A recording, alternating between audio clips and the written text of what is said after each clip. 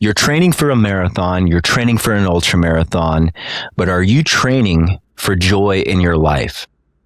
Now, we train for everything except joy. We train our bodies to run faster, longer, stronger. We train for our minds to push through, to endure. We build systems for our businesses, routines for our mornings, plans for our goals. But joy? We just wait for it. We wait for the season to calm down, for the project to finish, for the kids to sleep through the night, for the race to be over, for life to finally give us permission. And then we wonder why we're so exhausted. What if joy isn't something you wait for? What if it's something that you can actually train for? Cue that intro music. Who says you need to fly to reach the top? Keep beating your block till your feet are hot. Get your head out the sand, join the flock. It's okay to run scared, we enjoy the lie. Welcome back to the Ostrich Running Podcast. If you're new here, welcome to the conversation. This podcast started as a place to talk about running. The kind of running that most people think is a little bit crazy. We're talking ultra marathons, long distances, mental battles. But over time, it became about something bigger. It's become about how we show up, how we endure, how we find meaning in the middle of the mess. And today, we're talking about joy. Not the Instagram version, not the highlight reel, not the kind that only shows up when everything's going right.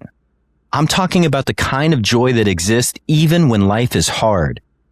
The kind you have to practice. Yes, you do have to practice it. The kind that doesn't wait for permission. Because here's what I've learned, both on the trail and off it. Joy isn't a personality trait. It's not something you're born with or born without. And it's definitely not luck. It's not ignorance. Joy is a skill. And like any skill, you can train for it. So that's what we're going to do today.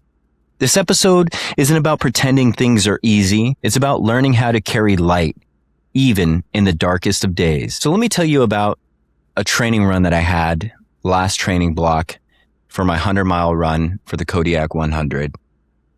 We were towards the end of this year's worth of work, and I was sent out on a 3-hour long run.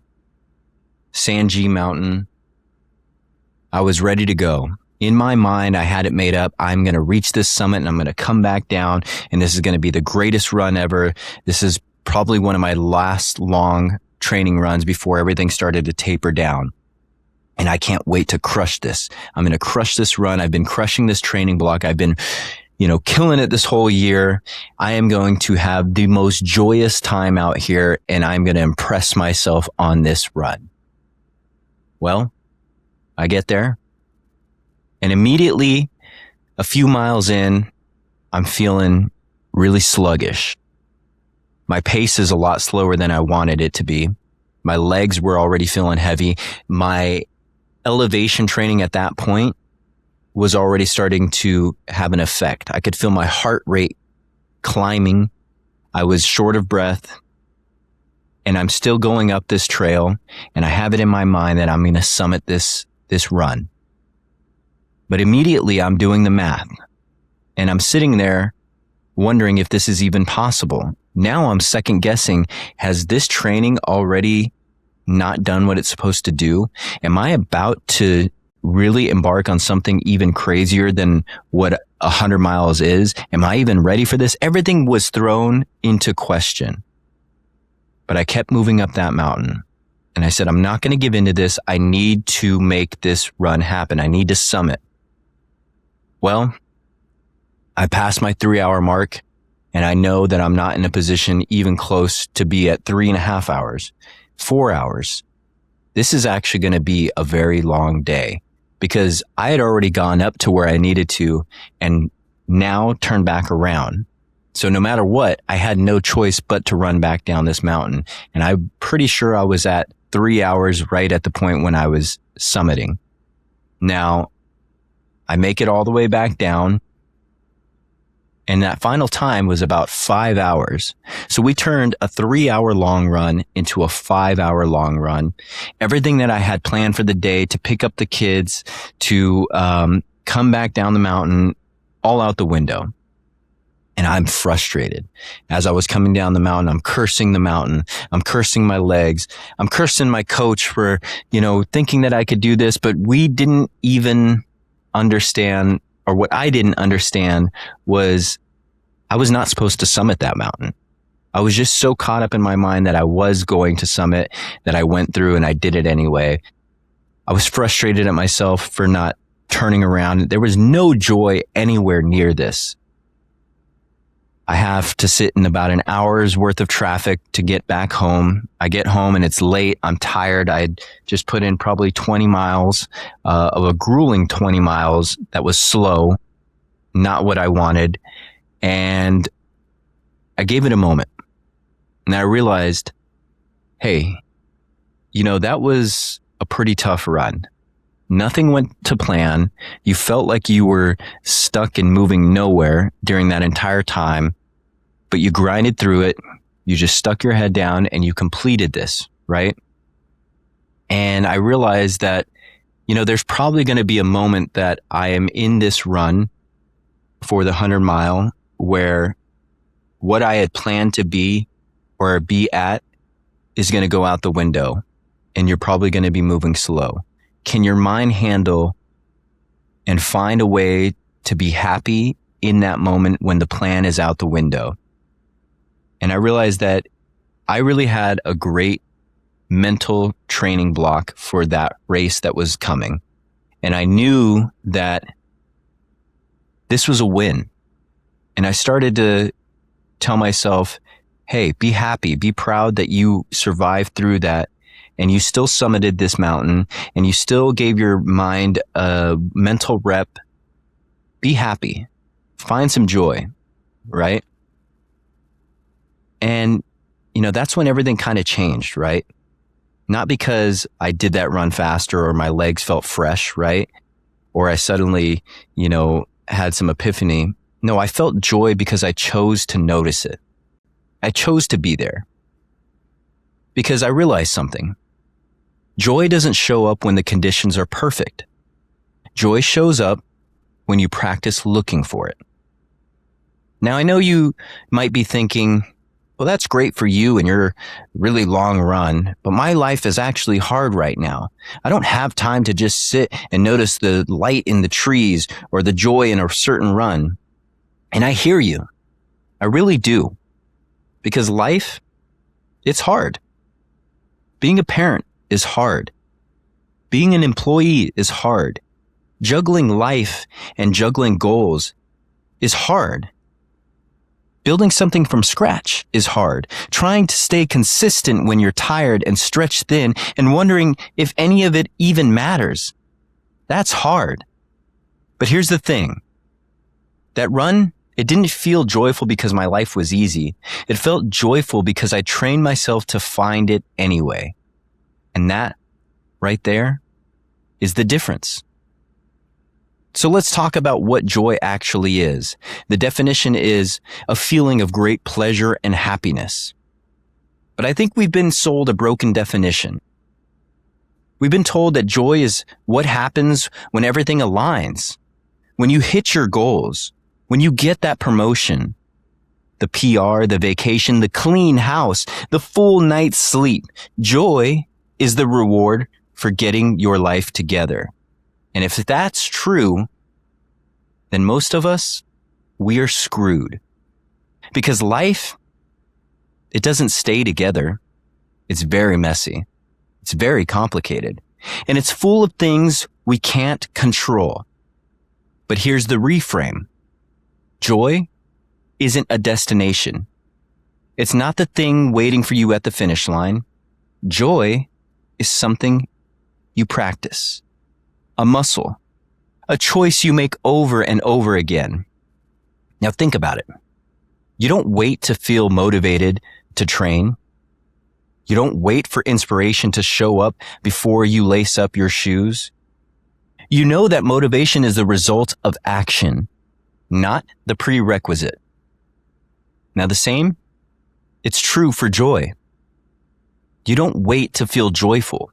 You practice joy, and eventually it becomes a part of who you are. Now let me say that again, because it's important. Joy is something you do, not something you feel. And just like training, it requires repetition. It requires intention. It requires showing up even when you don't feel like it. Now, I'm not saying you can just decide to be happy and suddenly, everything's fine. That's toxic positivity. And that's not what we're doing here. What I'm saying is this. You have more agency than you think. You can't control the circumstances. You can't control the training block, the workload, the hard season, the uncertainty. You can't control where you put your attention. And that's where the training begins. Okay, let's take a quick break and hear from our sponsors, Ostrich Running. Look, I've tried every electrolyte product out there, the super sugary ones, the ones with the gimmick salt, the tablets that take forever to dissolve. On a lot of these, they mess my stomach up. But Ostrich Salt, it's different. Simple. Just pure electrolytes, sodium, potassium, and magnesium malate in the ratio your body actually needs when you're sweating through mile 30, 50, or 80. I created this because I needed it. When I was out at Kodiak 100 running through the night, cramping was not an option. When you're managing 100 miles, you can't afford to bonk because your electrolytes are off. So I made something that works. No artificial flavors, no BS, just quality ingredients. And here's the thing, whether you're running ultras or you're just trying to get through a hot 10K without cramping, your body needs electrolytes. That's not negotiable. Now head to ostrichrunning.com and grab some electrolytes today. Use code SALTY6 to try your own 6-pack for $6 because you can't run scared if you're sitting on the side of the trail with cramps. All right, so if joy is a skill, how do you train it? Now, I've broken it down into 3 types of reps. 3 practices that, when you do them consistently, you can start to rewire the way you experience your life. And these really aren't complicated. They're not fancy, but they work. So the first rep, presence reps. This is the practice of noticing what's already good, right? Super easy. Not what could be good someday. Not what should be good if you just work harder, but what is good right now. We like to call that the low-hanging fruit. And for me, this looks something like I woke up early. I got that first sip of coffee. My kids are laughing and I could just see them happy and living life. The sound of my feet running on a trail. The fact that my body can actually move. These aren't big things. They're tiny. But when you start to notice them, you realize how much goodness is already here. And here's the key. You have to do this on purpose because your brain is wired to scan for threats, for problems, for what's wrong. It's a survival mechanism. But it also means that unless you intentionally look for what's right, you'll miss it. So here's the rep. Once a day, just once, pause and notice something good. I have a few moments of silence before everybody wakes up in the morning, and I get some time to myself. That's good. That's joyful. Don't force it. Don't make it profound. Just notice it. The warmth of the sun. The smell of dinner cooking. The fact that you just showed up today. That is a rep. And you do it enough times, and your brain actually starts to get better at it. You start seeing the good without having to work so hard. And that is presence. Now the second rep, my favorite reps, gratitude reps. Okay, I know gratitude can feel like the wellness industrial complex came to your doorstep with a vision board and a motivational mug and says, hey, we are grateful for all such and such, such and such. But hear me out. Gratitude isn't about pretending everything is fine. It's not about being thankful for your hardships or finding the silver lining in your pain. Gratitude is about acknowledging what's sustaining you.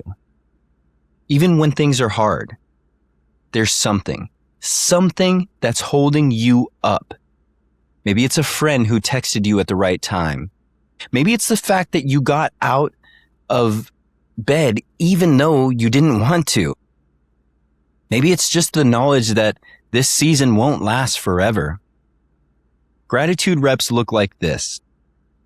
Before bed, name 3 things that you're grateful for. My wife, my house, my podcast listeners that are out there giving me listens week after week. I'm grateful for that. And here's the important part. They don't have to be big. In fact, the smaller, the better. Because when you practice gratitude for the small things, you realize how much is actually supporting you. I'm grateful my legs didn't hurt today. I'm grateful for hot water. I'm grateful I didn't snap at my kid even though I wanted to. These aren't Instagram captions. They're just true. And when you practice naming them, you train your brain to notice them more. That is a rep. Now the third rep, meaning reps. Now these ones are good because it's kind of the most paradoxical. Meaning reps are about doing hard things on purpose. Wait, what? Yeah. Joy doesn't come from ease. It comes from meaning. And meaning comes from doing things that matter, even when they're hard. And I think that's why we all run ultras. Not because they're fun in the moment. Most of the time, they're really not. And you know this. For those of you out there who have ran ultras and you've questioned yourself, why am I doing this? This sucks so much, right? That is why we do them. But they matter to us. They push us. They teach us. They remind us what we are capable of. And when we finish, even if we're wrecked, there's this deep sense of rightness. Like, that was totally worth it. That's meaning. And meaning creates joy. Not the surface level kind, but that deep, lasting kind that sustains you. So here's the rep. Choose one hard thing that matters to you and do it. Maybe it's the long run. Maybe it's the creative project you keep putting off. Maybe it's showing up for someone even when you're tired. It doesn't have to be huge. It just has to matter. Because when you do hard things that align with who you want to be, you feel alive. And that's joy. Now let's take another quick break for our second sponsor, Ostrich Run. We spend so much time tracking pace, distance, heart rate, and all these external metrics, but we don't track the thing that actually matters most, how we're moving. Ostrich is a sensor that clips to your waistband and tracks the force your body experiences when you run. Not just you're running 8-minute miles, but how your body is actually absorbing impact. Whether you're braking too much, whether one leg is doing more work than the other. They call it a force portrait. And when I first saw mine, it was like, damn, this is what's actually happening when I run. This is where I'm inefficient. This is where I'm setting myself up for injury. And here's why this matters. Most running injuries don't just happen. They build over time because of the imbalances and inefficiencies we can't see. You're overstriding. You're landing too hard on one side. Your form is breaking down in ways you don't notice until something hurts. Alethea catches that before it becomes a problem. You get personalized feedback after every run. Tells you exactly what to work on, not generic advice, but your specific issues based on your unique biomechanics. I'm not saying this lightly. If you're serious about running long term, this is the tool you need because staying healthy is how you keep showing up. Head to alethea.run run and use promo code RUNSCARED10 today. I know some of you are listening to this and thinking, this sounds nice, but I'm just trying to survive right now. And I get it. I was just in that. The kids were sick. Both kids. I got sick. We had a leak in our house and the water was turned off and it was just crazy. It was one thing after another. I'd just come off that 50 mile blunder that I had. My whole life just felt like it was crashing down. My wife and I, we talked to each other and we're like, dang, is this year really going to be like this? And sometimes it feels like that. But when you've practiced joy, you know how to pull yourself out of it, right? If you're in the thick of burnout, if you're scrolling through everyone else's highlight reel at 11 p.m. wondering why you can't get your act together, if you're waiting for some day when life finally feels manageable, I see you. And I'm not here to tell you to just cheer up, buck up, buddy, but I do want to say this. If joy feels far away, it does not mean you're broken. It means that you haven't trained it yet. And that's okay. Because here's the truth. We don't teach this stuff. We teach goal setting. We teach productivity. We teach optimization and hustle and how to do more with less. But we don't teach people how to be present, how to notice it, how to find the meaning in the middle of the stress or the mess. So if you don't know how to do this, it is not your fault, but it is your opportunity. Because the same discipline you use to train your body, you can use it to train your mind. The same commitment you bring to your goals, you can bring it to your joy. You don't need a better life to feel joy. You just need more reps. So here's what I want you to take with you. Joy isn't a mood. It's not something you wait for. It's something that you build. One small choice at a time. A presence rep here, a gratitude rep there, a meaning rep when it matters. And over time, those reps add up. Now for me, a lot of this stuff didn't happen overnight. A lot of this was learned in meeting rooms of AA, NA, churches and areas where we were all suffering in our own lives. We had just come out of very hard portions where relationships were broken, our own minds were broken. We were trying to figure out how to do this. Going to therapy, talking it out, finding gratitude, finding joy in the little things. You know, I'm sober for another day. I'm able to wake up in the morning. We don't have this cloud sitting over. These were all reps that I practiced over years and years. And I'm not saying that to discourage you that this may take years for you to figure it out. It's just something that I've been doing and it's become second nature. So when all of this stuff hit, the sickness, the house leaks, the life was just lifing, I knew that I needed to find a moment. And my wife and I looked at each other and I just said, maybe we're just getting all the bad stuff out the way right now and we're going to have a great 2026. You need to find the joy in it. That run that didn't go well, right? Find the good. Find it somewhere. It's hidden. And I know that times in this, day and age are really rough right now. I think most people are feeling a little on edge. And I'm not saying, to ignore anything else in your life, ignore problems, to just pretend that things are good. Obviously, things need work, but take a moment to find joy. That's why I wanted to do this episode. I felt like I'm going through it right now. The world's going through it right now. We need to find a moment where we can just be happy about something. And that's when it came to me that I am doing this not because things are perfect, but because I'm seeking out the answer, the solution. Those relationships that may feel broken, find the joy in fixing them. That run that didn't go well, find the joy in in what you went through, the suffering that you just went through. Life is lifing. Find the joy. Find something that we can grasp onto and be grateful for, because if we are waiting for it to be perfect, well, I hate to break it to you, it might take a while to even get to the point where you feel joy in its natural, definitive state. You need to seek it out.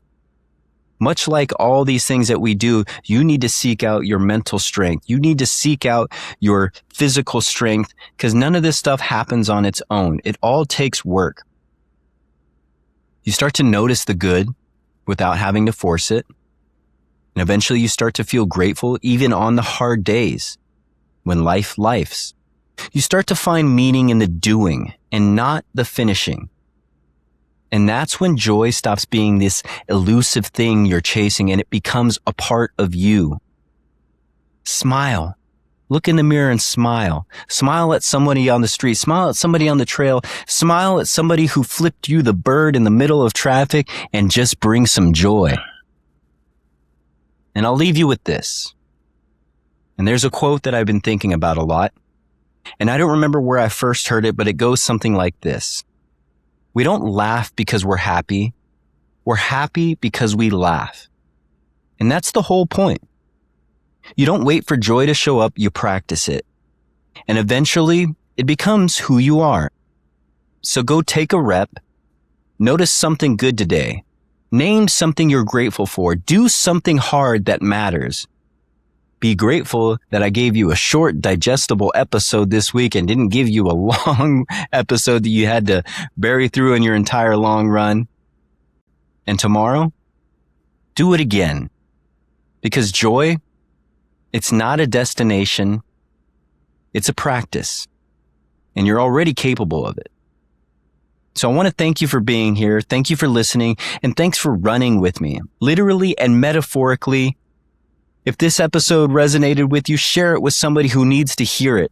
Tag us on social media, let me know what your joy reps look like, and if you're struggling, if this all feels impossible right now, that's okay too. Just keep showing up one step at a time. You don't need a better life to feel joy. You just need more reps. Run scared. This is the Ostrich Running Podcast. Cue that outro music. Who says you need to fly to reach the top? Keep beating your block till your feet are hot. Get your head out the sand, join the flock. It's okay to run scared, we enjoy the lie. I'm an odd kid, like an ostrich. I got a pod, kids, here's a topic. Blaze your own trail, don't be cautious. 2 birds, 1 stone's how I rock it. Can't make an omelet without breaking a shell. But this egg grew up, now I'm raising hell. Haters gonna hate, yeah, they pray and you fail. So put in the work, whether pavement or trail. The grades fell down, but they got to their feet. Run your own race, put this pod on repeat. Shake your tail feather, keep nodding your beaks. Ostrich gang, or you're not my peeps. Who says you need to fly to reach the top?